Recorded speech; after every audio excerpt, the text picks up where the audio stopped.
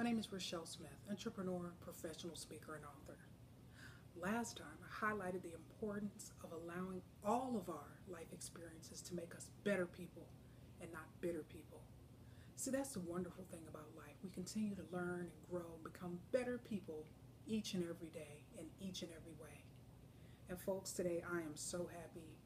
I have collected my prizes. I completed the summer reads program here at the Novi Library. Received, they had an awesome selection of books. We were able to choose one. I'm a huge Malcolm Gladwell fan. I actually highlighted one of his books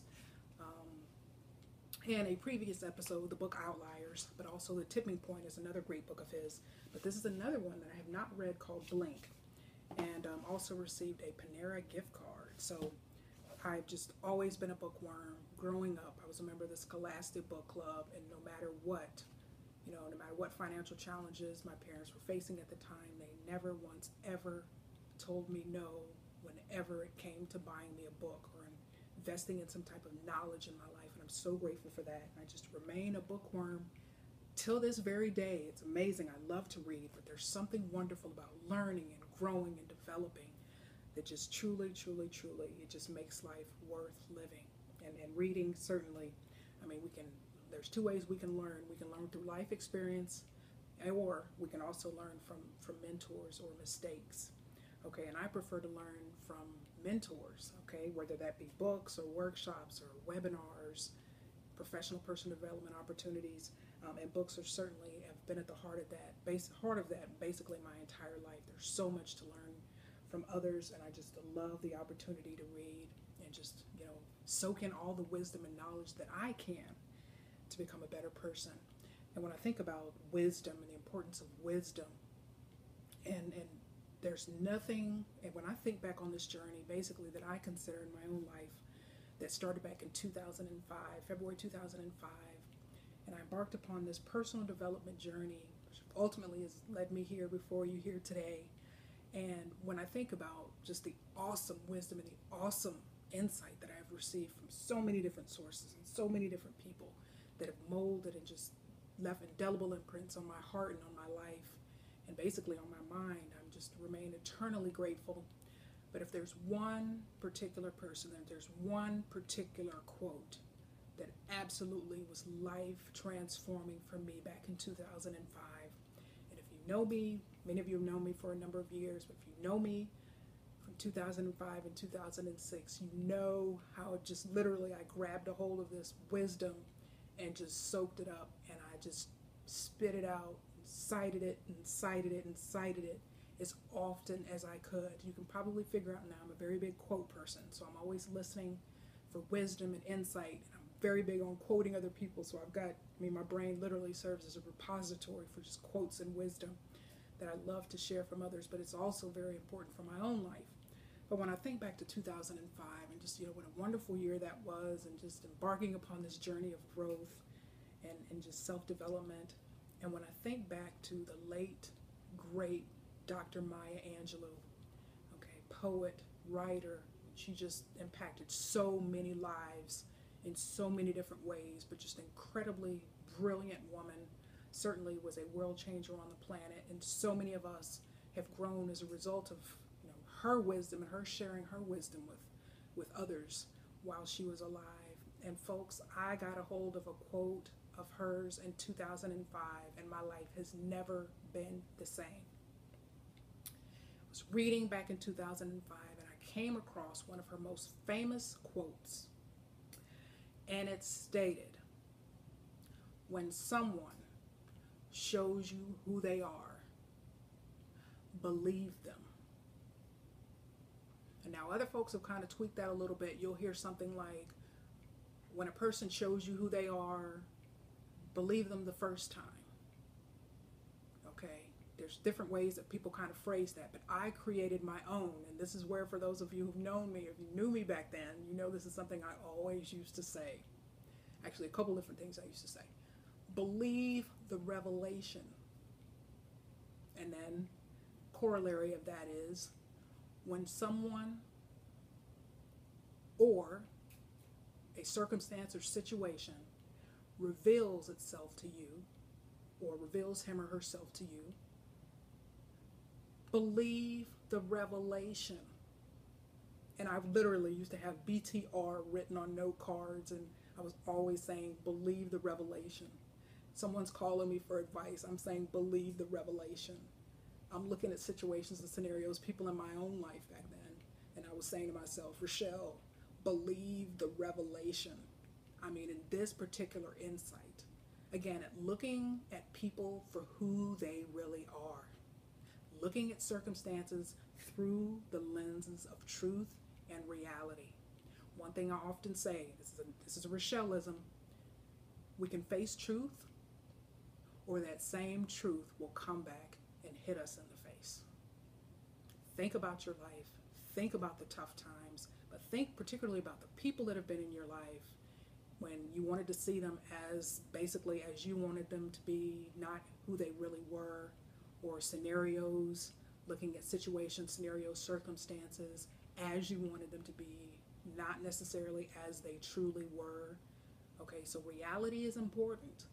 And Maya Angelou was really getting at the heart of that.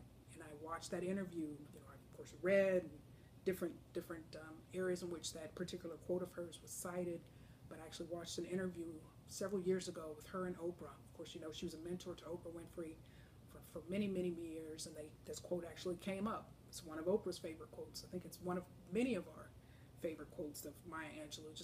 Just perfect, palpable wisdom in that statement. And so she and Oprah were discussing, let's talk about this quote.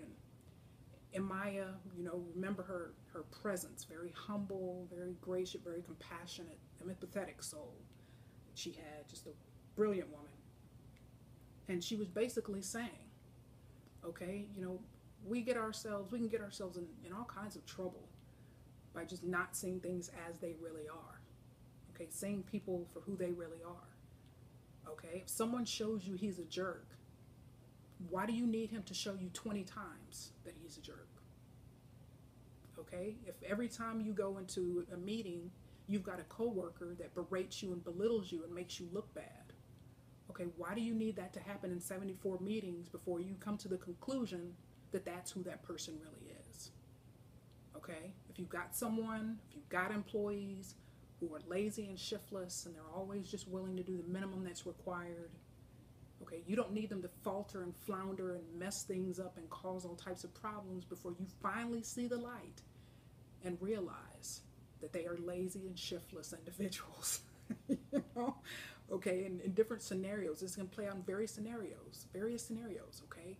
You could be in a relationship, a very toxic relationship, a very unhappy relationship, a very miserable relationship, okay? And so the dynamics of this relationship essentially were cemented in year one, okay? And here you are 20 years later and nothing has changed. It's like, and we've all been there in various aspects of our lives. Trust me, as human beings, this is an area of vulnerability I think that we all have, whether it's dealing with people, dealing with circumstances, dealing with problems and situations in our lives. Okay, and so like that relationship was bad in year one. And so here you are 19 years later and still in the same bad relationship. And so literally, and one thing Dr. Phil often says is we can't change what we know and acknowledge. So of course that's another kind of corollary to this whole concept of facing truth, facing reality. Okay, and so seeing things and seeing people as they truly are, not as we want them to be, will save us a lot of time, will save us a lot of headaches, will save us a lot of heartaches, will save us a lot of money, can save us some energy, can save us relationships and friends and problems and health issues that can stem from, just unresolved problems and stressors in our lives. But folks, when I got a hold of this, it absolutely turned my life upside down. Okay, and as I say, believe the revelation. Whatever it is you're dealing with, whomever it is you're dealing with, believe the revelation. People are who they are. We are who we are. Okay, people don't just change out of nowhere. People change because they want to change. Okay, so expecting something from someone, that old saying, people can't give away what they don't have. Okay, so if you're dealing with somebody that's angry and bitter and dominating and controlling, And for you to sit there every day and shake your head and wonder why they're not the sweet, compassionate, good listening individual that you really, really know deep down they can be, you're wasting your time. Unless that person is willing to change, they've got to want to change on their own. And I won't turn this into an episode on rescuing and trying to change people. I promise you, that's a whole nother episode for down the road in the future. But I just wanted to impress upon you, okay, if you want to be happy, if you want to be wise, if you want to avoid a lot of problems in your life right now and down the road, see things and people as they truly are. When someone shows you who they are, believe them. Maya Angelou had it. She had a real gold mine in that particular phrase. Okay, and of course I expanded that to include circumstances and situations, scenarios, because we've all been in situations that may have been bad or unhealthy or toxic or just unfortunate or unhappy. Okay, but it's not till you wake up and believe the revelation. Don't wish the revelation were different, because it's not going to be. And as you've probably wasted a lot of time, and we've all been there and done that, wishing for a different revelation. But the revelation is what it is, and it's up to you to face truth and face reality, or as I often state, that same reality is going to come back and hit you in the face.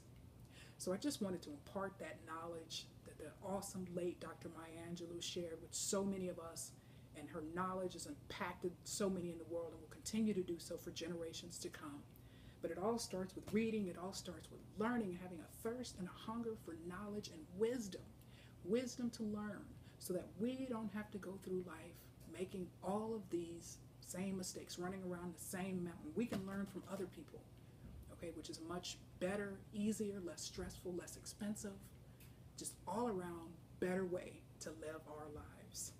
So thanks so much for your time. Make it a wonderful day.